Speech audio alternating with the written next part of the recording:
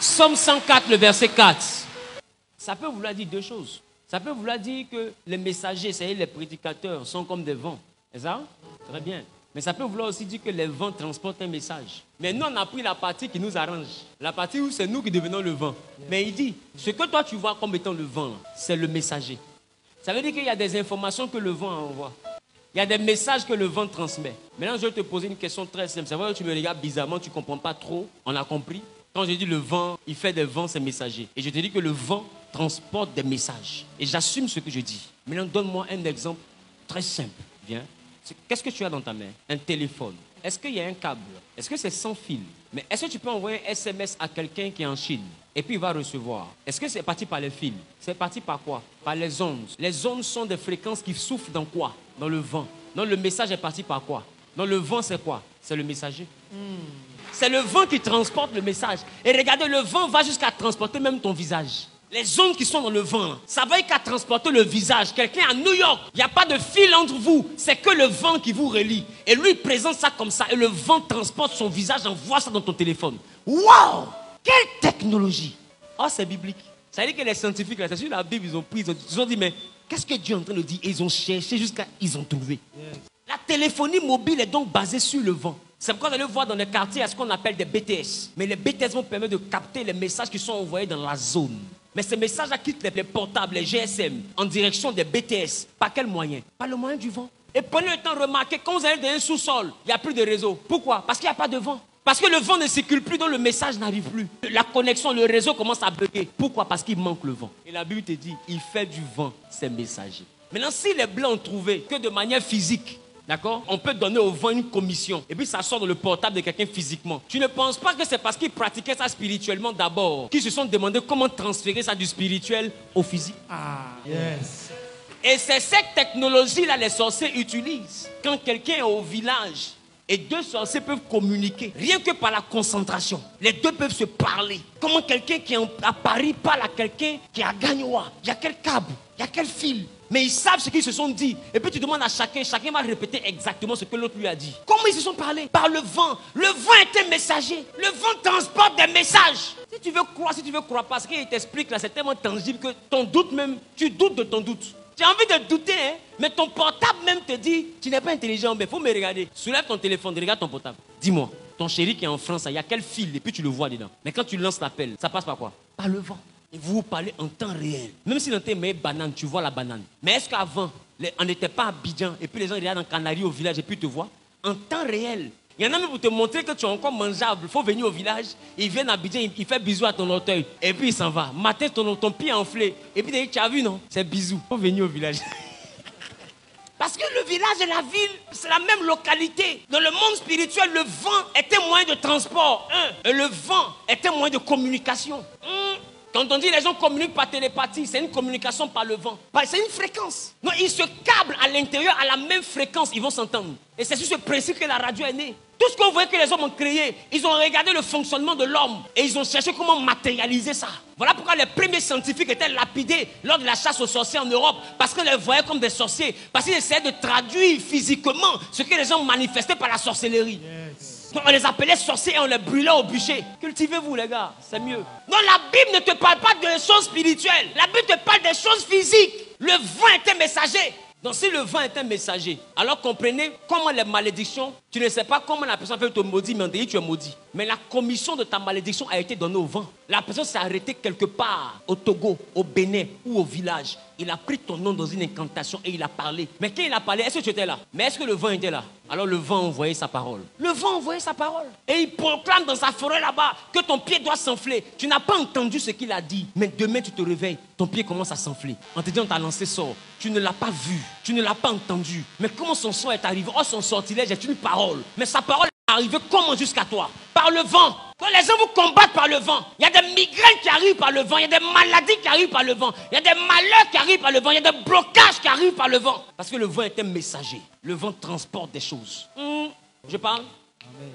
Et il a dit, je fais venir un vent violent. Il y a des vents obscurs. Et quand je dis vent, on ne peut pas penser que c'est quelque chose qui a soufflé quand ton habit va se gonfler. Non. Est-ce que vous savez pourquoi le monde spirituel communique par le vent? Parce que esprit, dans son étymologie grecque, c'est pneuma. Pneuma qui signifie souffle, vent. Dans les esprits, c'est le vent. Voilà pourquoi Jésus a dit à Nicodème, tu sens le vent, est-ce que tu sais d'où il vient et où il va? Ainsi sont ceux qui sont nés de l'esprit. Jésus a comparé ceux qui sont nés de l'esprit au vent, parce que les spirituels sont dans le vent. Un homme qui est dans le spirituel ne travaille pas dans la chair, il travaille dans le vent. Un homme qui est dans le spirituel, c'est quelqu'un qui sait influencer le vent, et puis envoyer le vent à exécuter des choses dans la vie de quelqu'un qui ne le voit pas. C'est ça le monde spirituel. C'est l'art de maîtriser le vent. Mais prends le temps, remarque. Élie aussi a prié, comme je viens d'expliquer que la pluie est venue à l'événement. Élie aussi a fait ça dans la Bible. Quand il a dit pendant 3 heures et demie, il n'allait pas pleuvoir, il n'a pas plu. Mais le jour où il voulait pleuvoir, il a prié 7 fois. Et son fils spirituel allait voir s'il y avait un nuage. Mais après, il dit quoi? J'ai vu un nuage, mais qui a la forme d'une main. C'est-à-dire que le nuage est tout petit. Mais qu'est-ce qu'Élie a dit? Il a dit, va dire à Akab d'atteler son char, car il souffle un vent qui annonce la pluie. C'est-à-dire que la pluie ne venait pas des nuages. C'est le vent qui a envoyé la pluie. D'ailleurs, dans la Bible, c'est le vent qui a envoyé les cailles dans le désert. Quand le peuple a dit veut manger la viande, c'est un vent qui a soufflé et les cailles sont venues. Et d'ailleurs, c'est le vent qui a transporté Élie. Lisez la Bible. Akab est monté sur son char. Il partait en direction de Gisraël. Mais la Bible dit, quand il arrivait à Gisraël, qui était devant l'entrée de la ville? Élie. Élie est venu comment? Parce que pendant que Akab était en train de courir, Élie attachait sa ceinture. Mais normalement, si Akab est sur un char, c'est-à-dire qu'il est sur une voiture. C'était la voiture de l'époque, le char. Donc comment quelqu'un peut quitter Plateau en voiture, aller à Port-Boué, il me laisse à Port-Boué, et il arrive à Port-Boué, je l'attends devant la porte. Et il me demande comment j'ai fait. Je lui dis j'ai couru. Ça veut dire quoi? Je vous explique clairement ce qui s'est passé. Quand Akab est monté dans sa voiture en train de partir à Gisraël, Élie attache sa ceinture et il commence à courir. Mais qu'est-ce qui se passe? Pourquoi Akab ne le voit pas le dépasser? Parce que pendant qu'Élie est en train de courir, il s'entremêle au vent.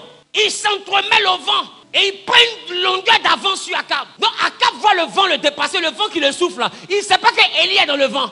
Voilà pourquoi il dit aussi, il fait de ses messagers des vents. Non, Élie peut devenir le vent et le vent peut devenir un messager. Voilà comment Philippe disparaît. Pendant que Philippe marchait, il s'est confondu au vent et il est sorti ailleurs. Mais ma question, est-ce que cette science de se mélanger au vent pour disparaître, est-ce que les dozos font pas ça? C'est des choses que le monde des ténèbres exploite. Mais les chrétiens ont peur. Je ne sais pas c'est quoi le problème. On ne prie pas pour demander à ces choses. Oh, Jésus a dit, combien de fois le Père ne donnera-t-il pas l'esprit à ceux qui lui demandent? L'esprit là, il est vaste. Quand il demandait l'esprit, c'est en fonction de tes besoins. Demande ce dont tu as besoin. Et beaucoup de chrétiens, ils viennent à l'église. Ils ont un pied à l'église, mais ils ont un pied dans une petite cabane là-bas. Parce qu'on ne sait jamais. Parce qu'ils se disent que ce qu'ils vont trouver dans la cabane là, ça n'existe pas à l'église. La Bible aussi dit ça. Comment croiront-ils si personne ne prêche? Comment ils vont croire si personne ne prêche? Si je ne te prêche pas que c'est possible, est-ce que tu peux croire ça? Les gars, c'est possible. Notre Dieu est capable de faire ça. Pas besoin d'aller dans une cabane ou dans une forêt bizarre. Le jeûne et la prière, demande à Dieu, il te donnera. C'est une dimension qui a commencé d'abord dans l'église. Parce que Satan est le singe de Dieu.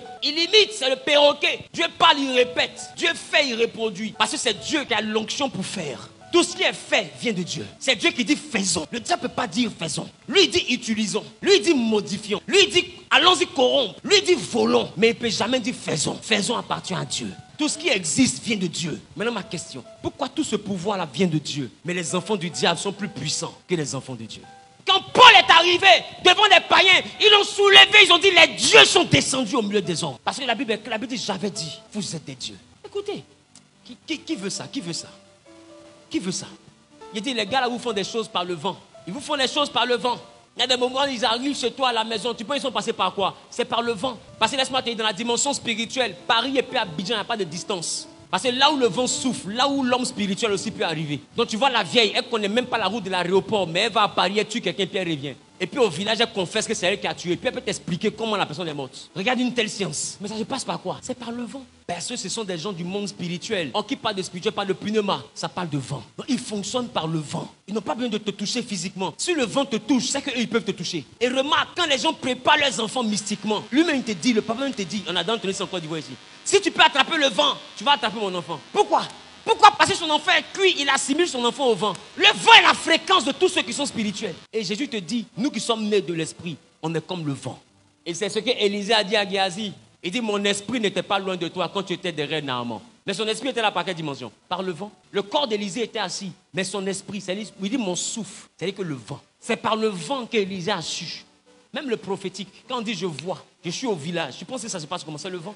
Et pendant que tu as arrêté, tu dis je vois. Pour toi, c'est une vision. Oh, tu as été déplacé. Dieu t'a transporté, mais c'est tellement rapide que tu ne peux pas croire qu'il y a eu voyage. Mais demandez à tout prophète, quand tu rends ministère, quand tu finis, tu es fatigué en derrière sportif. Pourquoi? Parce que tu t'es déplacé. Tu t'es arrêté, mais tu t'es déplacé. C'est de cette même manière, quand tu cours en rêve, quand tu te réveilles là, tu es essoufflé.